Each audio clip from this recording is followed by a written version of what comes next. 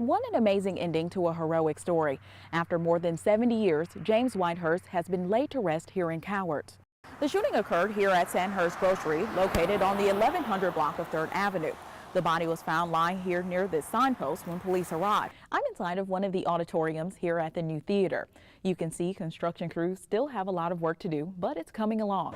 Police say the clerk was approached by 2 men with handguns while taking out the trash around 10:30 last night. The suspects demanded the clerk go back into the store and give them money and cigarettes before they fled. This decision will be life-changing for dogs and cats here at Ozark Animal Shelter. This is Collie, who has 7 more days before she can be adopted. With most changes, there are pros and cons that come with it. This public hearing will allow residents to address any concerns they may have. The fire here at Dorsey's trailer started around 10:30 this morning. The fire is now under control, but it's still smoldering behind me. Well, Sally, the good news is no one was hurt in this fire. Firefighters have been on scene for several hours. I'm here with Elba Fire Chief Drew Parker. What an amazing ending to a heroic story. After more than 70 years, James Whitehurst has been laid to rest here in Cowards. But we're going to honor him today. This afternoon, family, fellow Marines, and community members gathered to honor the American hero at a funeral they never thought would happen. It was kind of a shock.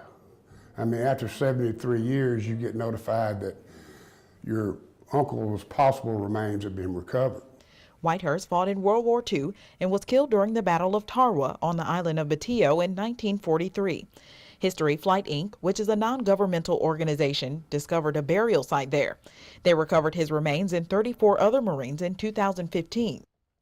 It has a very good significant importance on just our history in the Marine Corps and just the closing for the family.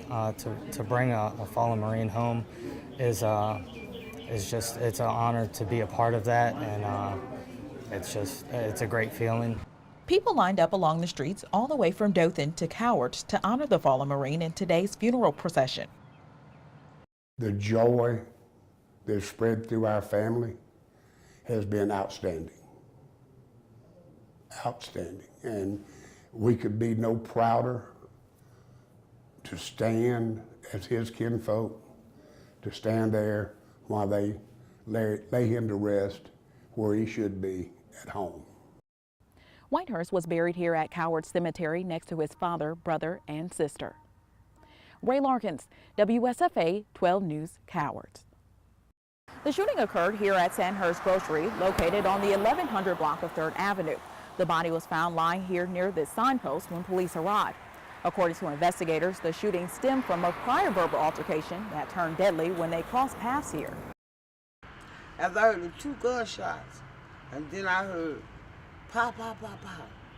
I said, uh-oh, something happening out here. Valerie Minity, who was a couple homes away, came outside to see what was happening. And I said, uh-oh, it's right around by now. Police have identified the victim as 48-year-old Cornell Johnson. Authorities say he died from a gunshot wound to his torso. With help from surveillance video, investigators have identified and arrested the suspect, 53-year-old Jeffrey Culpepper. Family who were with the victim at the time of the shooting were also interviewed. Police believe the argument was over a piece of property loaned several days ago. Once the initial shot had occurred, the suspect was driving his car around in the parking lot when one of the family members of the victim drove his car into the suspect's car in an attempt to I guess, take him out. The suspect fired 4 rounds into that car. Culpepper is now charged with murder and attempted assault. Police don't expect charges for any other individuals present. Culpepper is currently being held behind bars with no bond. Rae Larkins, WSFA 12 News, Dothan. The National Peanut Festival is back for another year. Organizers expect this year to be bigger than ever before. There are 2 new rides. One is the Hurricane and the other is Surf City. Great rides to come out and give a try. I mean, we got something for everybody. You know, there's more sedate rides for the adults to ride, and then there's the most thrilling rides that the kids can come out and try, and everything in between. perennial favorites, everything you can think of. The show's added a lot more LED lights this year. State Auditor Jim Ziegler was here in Dothan today to celebrate the peanut industry in the festival that is so important to the state and the economy. And this is just an example of economic development and job growth. Dothan just got an announcement last week of 50 additional jobs, and this is what we want to see in each community. It has grown tremendously. We're expecting somewhere around 175,000 guests to come through this fairgrounds just in 10 days. That's the population of Dothan doubled in only 10 days, so it's huge. I'm here at Dinner Bell Cafe, which is a new dessert stand here at the festival this year. They have banana pudding, peach cobbler, and pear cobbler. They actually have a waffle cone here ready for me to try. Let's give it a shot. Good. We're really excited. The cone we just want to bring something that was special and just something new out here to the Peanut Festival. If you haven't been out today, there's about an hour left to come out tonight. The festival runs until November 13th. Rae Larkins, the News at 9, Dothan.